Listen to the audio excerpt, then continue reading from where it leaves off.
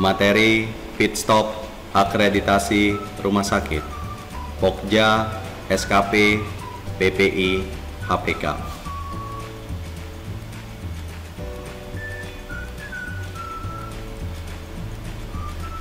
Sasaran keselamatan pasien, non-PPA.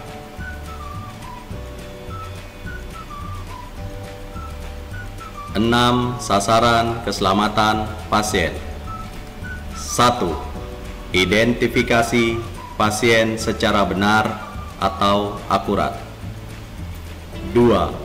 Meningkatkan komunikasi yang efektif. 3. Meningkatkan keamanan obat yang perlu diwaspadai. 4. Kepastian tepat lokasi, tepat prosedur, dan tepat pasien operasi. 5. Mengurangi resiko infeksi terkait pelayanan kesehatan. 6. Mengurangi resiko pasien cedera karena jatuh.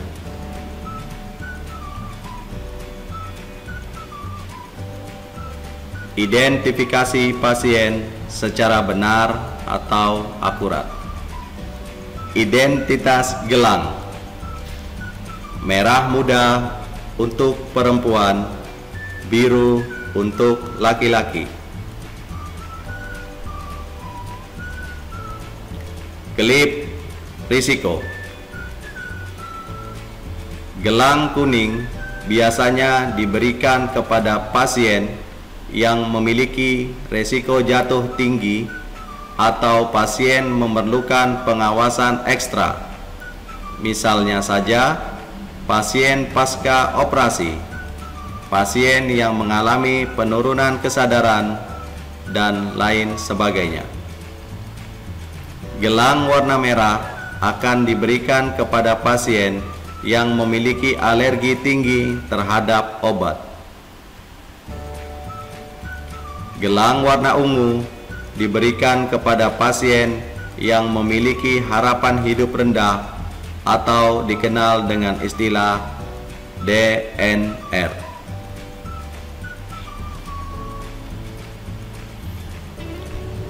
Identifikasi pasien secara benar atau akurat. 4 identitas pasien. 1. Nama lengkap sesuai KTP. 2. Tanggal lahir.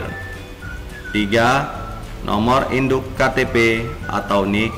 Dan 4. Nomor rekam medis. Identifikasi pasien secara benar atau akurat.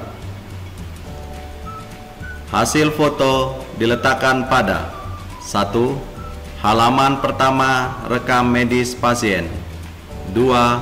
Kotak obat pasien. Identifikasi pasien yang tidak mungkin dipasang gelang identitas. 1. Pasien luka bakar luas. 2. Pasien tanpa anggota gerak. 3. Pasien sakit jiwa. 4. Pasien tanpa identitas. 5. Pasien alergi bahan gelang identitas. Meningkatkan komunikasi yang efektif menggunakan metode SBAR. 1. Situation: apa yang terjadi dengan pasien. 2. Background: hal-hal apa yang melatar belakangi kondisi klinis pasien. 3. Assessment: saya pikir apakah problemnya. 4. Recommendation: apa yang akan saya lakukan untuk memperbaiki kondisi itu. Meningkatkan keamanan obat yang perlu diwaspadai. Benar orang, benar obat, benar cara, benar waktu, benar dosis.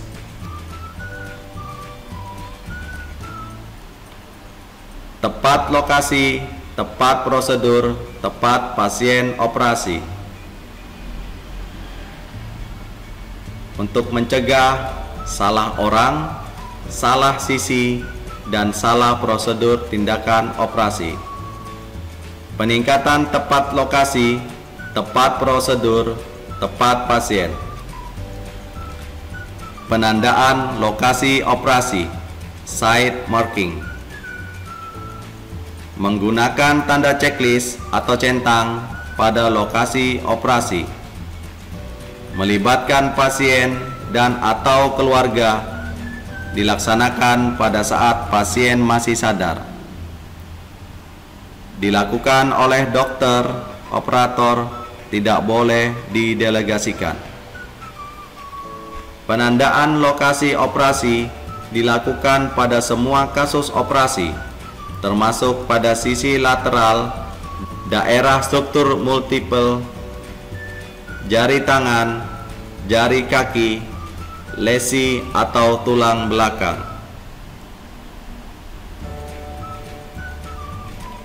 Mengurangi risiko cedera karena pasien jatuh. Cegah cedera akibat jatuh. Risiko tinggi. Security harus segera memberikan alat penopang tubuh kepada pasien, kursi roda atau brankar. Petugas admisi atau security segera mengikatkan pita kuning pada pergelangan tangan pasien. Pita kuning tidak boleh tertutup pakaian pasien. Pada pasien yang mengalami kondisi khusus, tidak memiliki lengan, pita kuning dapat dikarlungkan di leher pasien. Pita kuning dilepas setelah pasien mengakhiri pelayanan di rumah sakit pada saat akan pulang. Petugas screening rawat jalan memberikan edukasi kepada pasien dan keluarga yang mendampingi terkait pencegahan jatuh. Mengurangi risiko cedera karena pasien jatuh. Asesmen ulang risiko jatuh di instalasi gawat darurat. Risiko rendah, tidak ada tindakan. Risiko sedang, pasien dan keluarga yang mendampingi diberikan edukasi terkait pencegahan jatuh oleh petugas. Risiko tinggi. 1. Security atau perawat atau dokter jaga IGD harus segera memberikan alat penopang tubuh kepada pasien, kursi roda atau brankar. 2. Pada pasien yang akan rawat inap, dilakukan pemasangan klip penanda resiko jatuh pada gelang identitas pasien. 3. Lakukan intervensi pencegahan jatuh.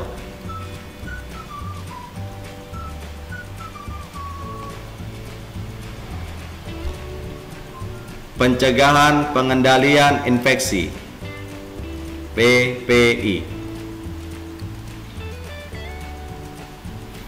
6 langkah kebersihan tangan. 1. Ratakan hand rub di kedua telapak tangan. 2. Gosok punggung dan sela-sela jari tangan kiri dengan tangan kanan dan sebaliknya. 3. Gosok dengan kedua telapak dan sela-sela jari. 4. Jari-jari dari kedua tangan saling mengunci.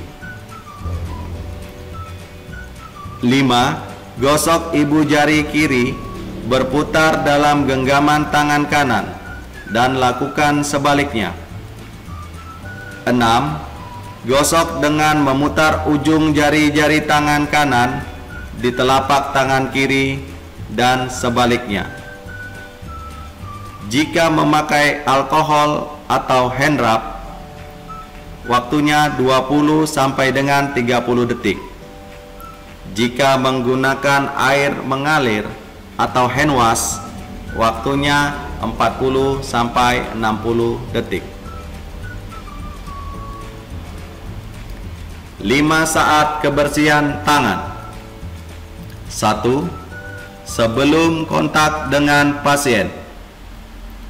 2. Sebelum melakukan tindakan aseptik. 3.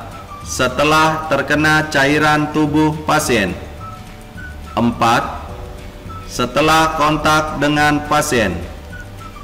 5. Setelah kontak dengan lingkungan sekitar pasien. Ingat, kuku petugas harus selalu bersih dan terpotong pendek, tanpa kuku palsu, tanpa memakai perhiasan cincin, sesuai yang disebutkan dalam Permenkes nomor 27 tahun 2017 halaman 18. Posisi handscoon tidak menggantikan fungsi kebersihan tangan. Lakukan kebersihan tangan sebelum dan sesudah memakai handscoon atau sarung tangan. Alat pelindung diri. Sebelum melakukan tindakan, ukur risiko yang akan dihadapi. Pilih APD yang sesuai. Pilih sesuai cara transmisi infeksi pada pasien. Cara transmisi: kontak, sarung tangan, dan gaud.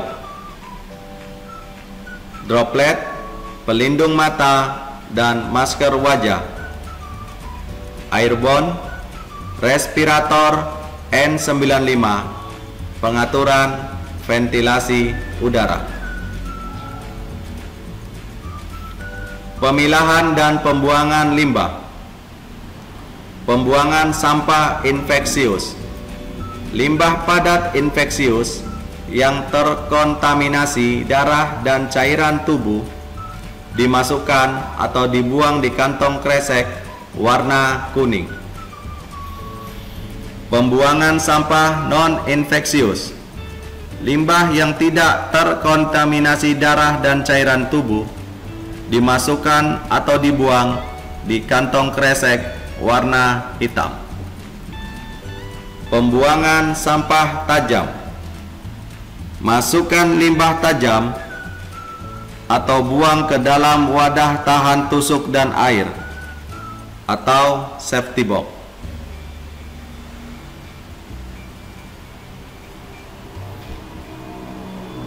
Pokja HPK, hak pasien dan keluarga. Rumah sakit mendukung sepenuhnya berdasarkan Undang-Undang Nomor 44 Tahun 2009 tentang Rumah Sakit. 18 hak pasien. 1. Pasien berhak memperoleh informasi mengenai tata tertib dan peraturan yang berlaku di rumah sakit. 2. Pasien berhak memperoleh informasi tentang hak dan kewajiban pasien. 3. Pasien berhak memperoleh layanan yang manusiawi, adil, jujur, tanpa diskriminasi. 4. Pasien berhak memperoleh layanan kesehatan yang bermutu sesuai dengan standar profesi dan standar prosedur operasional. 5. Pasien berhak memperoleh layanan yang efektif dan efisien sehingga pasien terhindar dari kerugian fisik dan materi. 6. Pasien berhak mengajukan pengaduan atas kualitas pelayanan yang didapatkan. 7. Pasien berhak memilih dokter dan kelas perawatan sesuai keinginannya dan peraturan yang berlaku di rumah sakit. 8. Pasien berhak meminta konsultasi tentang penyakit yang dideritanya kepada dokter lain yang mempunyai surat izin praktek baik di dalam maupun di luar rumah sakit. 9. Pasien berhak mendapatkan privasi dan kerahasiaan penyakit yang dideritanya, termasuk data-data medisnya. 10.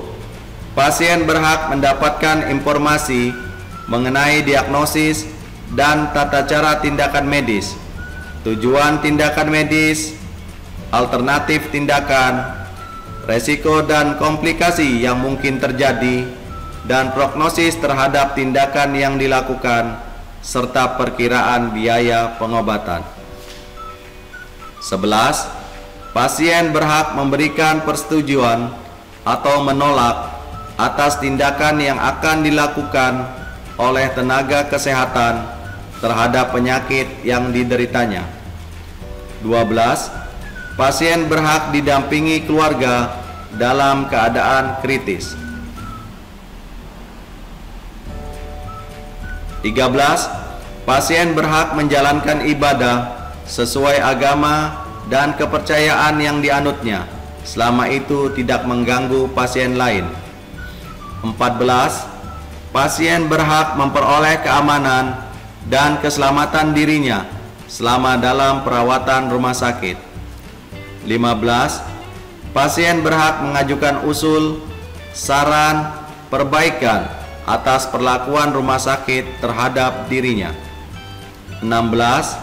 Pasien berhak menolak pelayanan bimbingan rohani yang tidak sesuai dengan agama dan kepercayaan yang dianutnya. 17.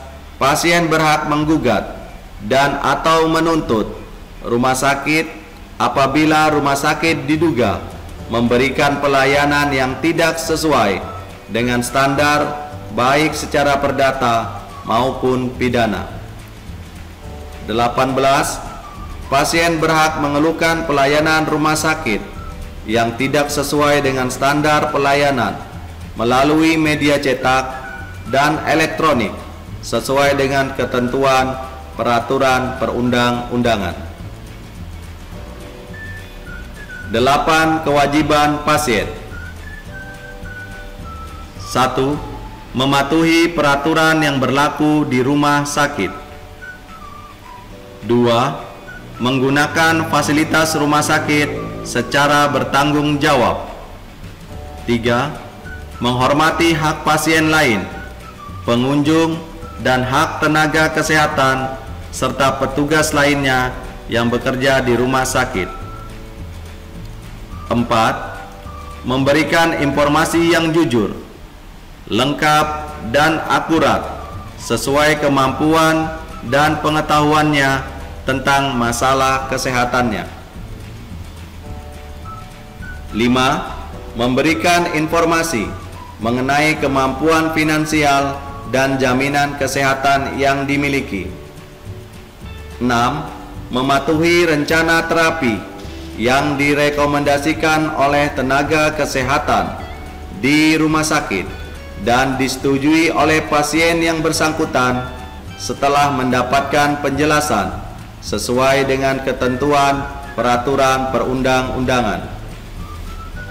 7. Menerima segala konsekuensi atas keputusan pribadinya untuk menolak rencana terapi yang direkomendasikan oleh tenaga kesehatan dan atau tidak mematuhi petunjuk yang diberikan oleh tenaga kesehatan untuk penyembuhan penyakit atau masalah kesehatan lainnya.